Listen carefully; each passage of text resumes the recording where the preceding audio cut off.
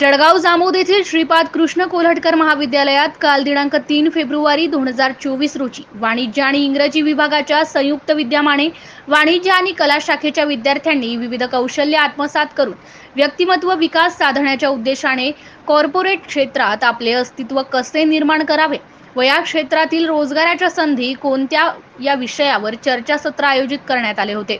या चर्चासत्राच्या अध्यक्षस्थानी महाविद्यालयाचे प्रभारी प्राचार्य डॉक्टर प्रवीण डाबरे सर हे होते, तर प्रमुख वक्ते निलय फाउंडेशन पुणे येथील चेतन गोडबोले सर हे होते।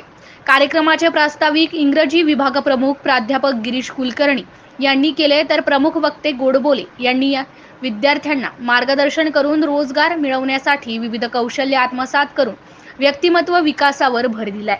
तसेच कॉर्पोरेट जगाच्या विश्वात रोजगाराच्या संधी प्राप्त करण्यासाठी इंग्लिश भाषेवर प्रभुत्व, भाषण, संभाषण, वक्तृत्व, नेतृत्व, वेळेचे नियोजन, धाडस, चिकाटी यासारख्या गुणांचा विकास विद्यार्थ्यांनी करणे आवश्यक असल्याचे त्यांनी आपल्या मार्गदर्शनात सांगितले।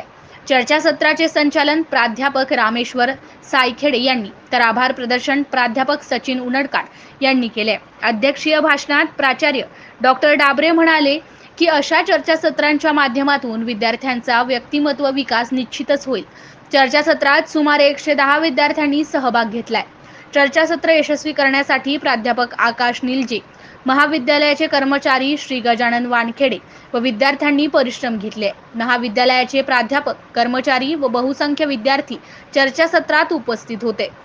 MCN न्यूज मराठी करिता संजय दांडगे, जळगाव।